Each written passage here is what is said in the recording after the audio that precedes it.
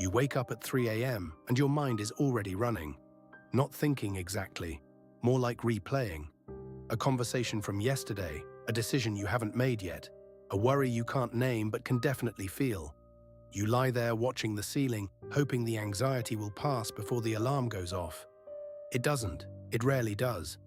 Here's what's strange about that experience. It is not modern, not even close.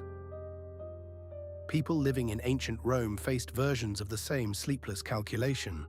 Scholars who have studied mental illness and its treatments in ancient Rome note that Stoic thinkers theorized methods of handling anxiety, and that those methods have since been reinterpreted in light of modern treatments for anxiety disorders.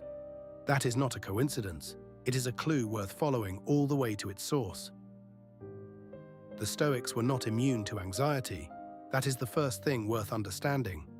Marcus Aurelius governed an empire during plague and war. Seneca wrote about fear and worry from inside a political system that eventually sentenced him to death. Epictetus was enslaved for a significant portion of his life. These were not men writing from positions of comfortable detachment. They were working out a practical philosophy under genuine pressure, the kind of pressure that does not allow for abstractions that fail in real conditions. And the core of what they worked out looks like this. Most of what we suffer is not caused directly by events. It is caused by our judgments about events. The anxiety you feel at 3 a.m. is not the meeting itself, or the relationship, or the diagnosis. It is the story your mind is building around those things, the interpretation, the projection, the meaning you are assigning to what might happen next. The event arrives. The judgment follows almost instantly. And it is the judgment, not the event, that produces the feeling of dread that keeps you awake. This places the Stoics remarkably close to what modern cognitive approaches describe. According to the cognitive behavioral framework described in Clark and Beck's work on anxiety, we reduce fear not by avoiding situations, but by changing how we think about them. The Stoics arrived at a structurally similar insight roughly 2,000 years earlier. They called the mental movement that triggers emotion a judgment, and they argued that because a judgment is something you are doing, not something being done to you, it is within the reach of your own reasoning. You did not choose the situation. You are, whether you realize it or not, choosing how to interpret it. That is the principle, but here is where it gets genuinely difficult, and where a lot of popular Stoic content quietly misleads you. Saying that anxiety comes from judgment does not mean anxiety is your fault, or that you can simply decide to stop feeling it. Emotions, as researchers describe them, are physical and mental states brought on by neurophysiological and neuropsychological changes. They are associated with thoughts, feelings, and behavioral responses, and there is no simple scientific consensus on where exactly they begin and end. Anxiety is real in your body.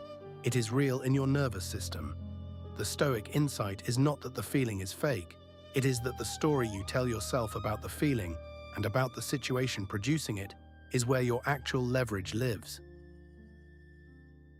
The distinction matters enormously, especially if you are carrying anxiety that connects to genuine difficulty, grief, health, injustice, financial precarity.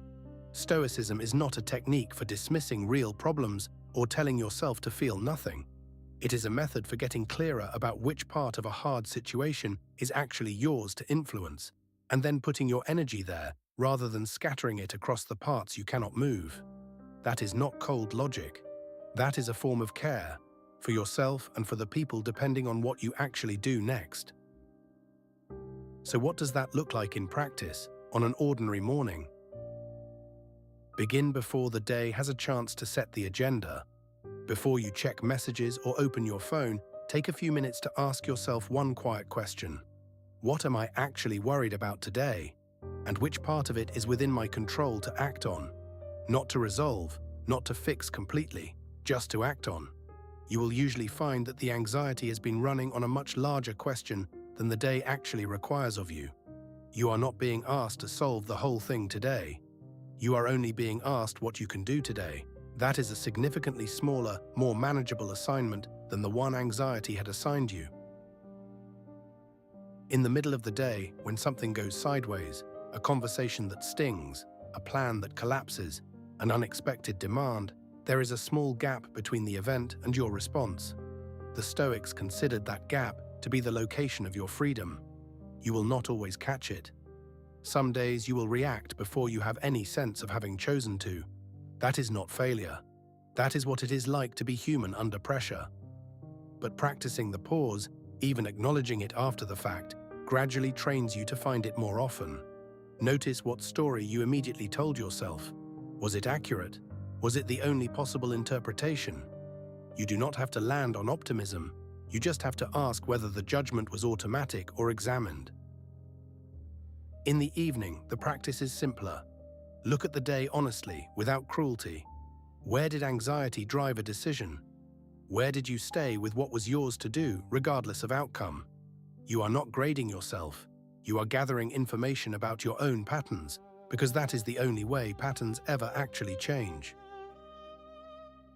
Over time, and this is not a promise of transformation, it is a description of a direction. This kind of practice does shift the baseline. Not because you become someone who never feels anxiety, but because you become someone who can recognize anxiety without being entirely governed by it. The feeling arrives, you note it, you look for the judgment underneath it, and you ask what is actually yours to do. That sequence becomes, with repetition, a reflex rather than an effort. It stops feeling like discipline and starts feeling like clarity. There is something larger underneath all of this too. The Stoics were consistently interested in the relationship between individual psychology and the nature of things as they are. They believed that much of human suffering comes from a mismatch between what we expect and what is actually possible, between the control we imagine we have and the control we genuinely have. Anxiety is, in many ways, that mismatch made physical. It is the nervous system anticipating a threat that reason has not yet fully examined. And the gap between what we fear and what is actually required of us right now is almost always wider than we realize at 3 a.m. Bringing reason to that examination is not a cold exercise. It is, the Stoics would argue, one of the most fundamentally human things you can do. Not suppressing what you feel, but asking what you actually know, what you can actually do, and what you are spending your attention on that you cannot actually change. That redirection of attention is the whole practice in its simplest form. Come back to where this started. The ceiling at 3 a.m., the mind already running. The Stoic question is not, how do I make this stop? The question is, what is my mind actually reacting to, and is that reaction based on something I have genuinely examined, or something I have simply assumed? Scholars who have studied ancient approaches to anxiety note that Stoic methods theorized ways of handling it that still resonate with how modern psychology approaches the same problem. That resonance exists because the basic mechanism has not changed across 2,000 years. We still suffer most from our judgments. We still have more access to those judgments than we typically use. The ancient thinkers understood that access as a form of power, not power over circumstances, but power over what you make of them. You may not be able to control what wakes you at 3 a.m. You can control what you do with the next thought. Stoicism. Master your judgments. Practice what is yours to control.